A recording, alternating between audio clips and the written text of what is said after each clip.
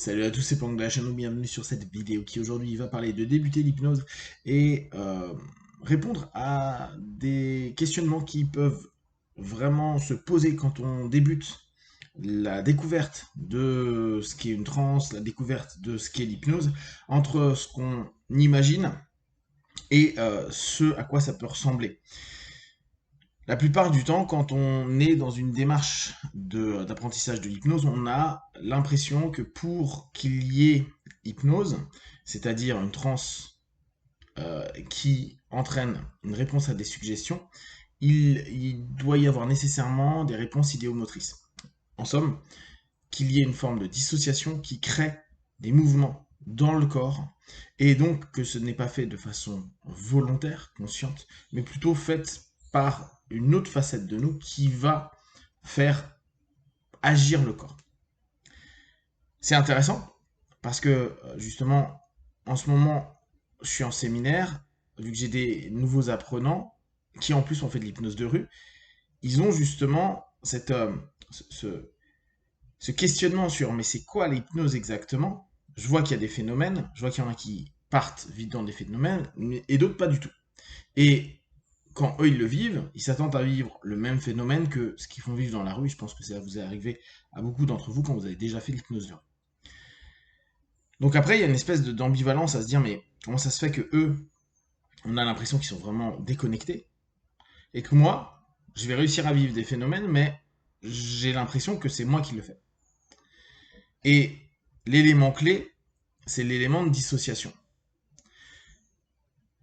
On reprend nos bases.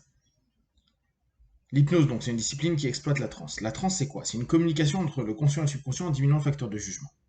L'objectif d'exploiter la transe dans une optique hypnotique, c'est de pouvoir avoir la création d'une suggestion qui va être proposée dans un état plus suggestif, de suggestibilité, hein, et d'obtenir un retour. Et gardez bien ça en tête, en fait. C'est obtenir un retour.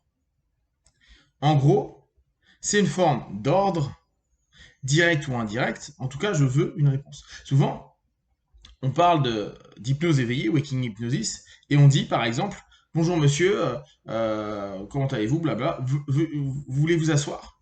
Et on tire la chaise. Ou veuillez prendre place. C'est une réponse à une suggestion. Ah mais attends, Pank, là, il y a la personne, elle répond simplement à ce que tu as demandé. Oui, je propose une suggestion et j'ai une réponse à ma suggestion. Ouais, mais alors, l'hypnose, c'est que ça. Mais c'est pourri alors. Non, c'est pas pourri. Néanmoins, notre objectif premier, c'est d'avoir une réponse à notre suggestion. Ouais, mais les copains, quand ils le font, ils n'ont pas l'impression de. Par exemple, tu me dis, mets mon bras. Si je te dis, imagine un ballon et ton bras va se lever et que je fais ça, bah, je l'ai fait. Mais j'ai pas l'impression d'être en hypnose. Oui, t'as raison. Néanmoins, tu réponds à ma suggestion. Bah alors, c'est pas de l'hypnose. Si, ça répond aux critères de l'hypnose. Néanmoins, la notion de transe, elle n'est pas nécessairement associée ou dissociée. La plupart du temps, quand on parle d'hypnose, on parle de dissociation.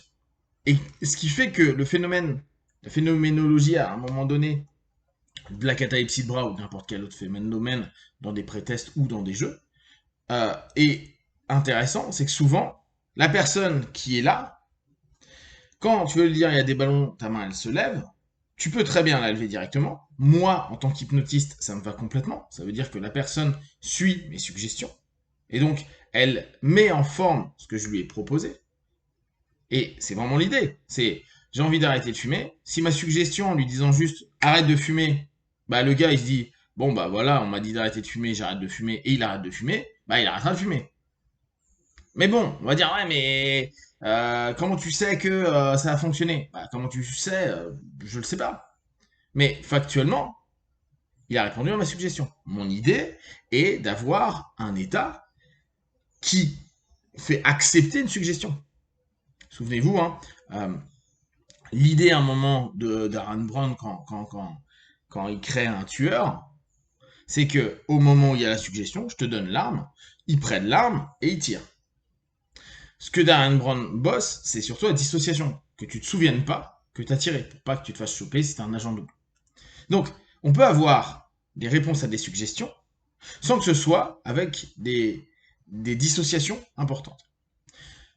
Et ça, c'est difficile à admettre. C'est dire, bah, donc c'est juste répondre à des ordres ou des orientations que tu me donnes. Ouais, c'est ça. Dans un premier temps, c'est purement ça. Néanmoins, l'idée de la transe, donc elle peut être associée ou dissociée. La transe associée, on va retrouver le partenaire en train de parler, de vivre la chose. Tu lui proposes des suggestions, et c'est ce que je montrais hier par rapport à la transe. Je disais, bah, pour moi, le seul test qui est valable en hypnose, parce que pour moi, la seule base de l'hypnose, c'est de l'hypnose thérapeutique, c'est de l'hypnose même médicale, c'est la douleur. Alors encore plus dans une orientation allemandienne, où clairement, c'était que pour les médecins dentistes. Donc c'était douleur, douleur, douleur, douleur. La deuxième facette, c'est la côté psychologique. Donc, faire en sorte que s'il y a quelqu'un, tu lui dis juste, il rentre dans ton cabinet, non mais à partir de maintenant, tu vas arrêter de faire ça et tu vas te sentir mieux, que la personne dit putain, je me sens mieux. Bon bah, t'as pas besoin de faire plus de choses. Ah, c'est pas sexy, c'est pas magique, etc., etc. Néanmoins, c'est une réponse à une suggestion. Donc, la seule chose, moi, que je trouve réellement marquante en termes de test, c'est pas main collée, j'ai oublié un chiffre, je m'en fous, c'est la douleur. Si tu arrives à avoir une diminution de la gêne, de la douleur, du pincement ou de la douleur que tu as dans ton corps en quelques secondes, bah, c'est que on a factuellement une réponse à une suggestion. Pour autant, à ce moment-là, ils sont ultra associés parce que je leur dis, bah voilà, là tu as mal à ce niveau-là, avec la pince, hein, et tu vas juste, toi, pendant un moment, bah, l'endormir, l'apaiser, la calmer, créer une couleur, un truc, un machin, mais tu t'associes dessus, tu t'associes sur cette zone-là. Et on va tourner. Et à chaque fois, on teste pour voir si ça descend. Là, on a un retour. Et pour autant, ils sont hyper associés. Ce que la plupart des débutants, et même parfois même des hypnos avancés attendent, c'est qu'ils veulent un rapport dissociatif. Ça revient à ce que je vous dis assez souvent en live le jeudi, où beaucoup de personnes en hypnose attendent de l'hypnose une notion où ils sont déconnectés, où le conscient n'est plus présent. Factuellement, techniquement parlant, c'est en fait, ils attendent d'être dissociés, c'est-à-dire qu'ils aient des phénomènes qui se passent d'un point de vue corporel ou d'un point de vue cognitif, des idées, des pensées, des concepts, des retours en arrière et tout ça, qui n'est pas formalisé initialement que par le conscient. C'est genre, ma catalepsie, je veux pas que ça monte parce que je l'ai décidé. Je veux que je me déconnecte de mon bras, j'écoute l'idée, je me connecte à l'idée et à une image, et que parce que je me connecte à une image, je vais avoir mon bras qui se lève. Et je comprends complètement que c'est ce qui beaucoup souhaitent. Et il suffit pour ça de créer des dissociations. C'est-à-dire faire imaginer que tu coupes le bras, prendre de la distance, ou faire imaginer que quand tu fais bouger ce bras-là, c'est celui-là qui bouge, etc. Tu dissocies. Ça va se faire par de la confusion, ça peut se faire par une sémantique très classique. Seulement, ce que le but là de ma vidéo, c'est de vous dire, de vous rappeler, l'idée quand même de fond, c'est qu'on ait une réponse à nos suggestions. C'est ça l'hypnose. Et quand on le fait en hypnose couverte, vous savez, en hypnose conversationnelle ou en hypnose en mode sous-marin, j'ai un objectif en tête, je sais pas, je veux avoir 20% de réduction sur un truc et je me fais d'abord pote avec la personne, encore, je fais tout un truc un peu, je crée un lien, etc., etc. Je joue avec des leviers. Mon but est juste qu'il me fasse 20%.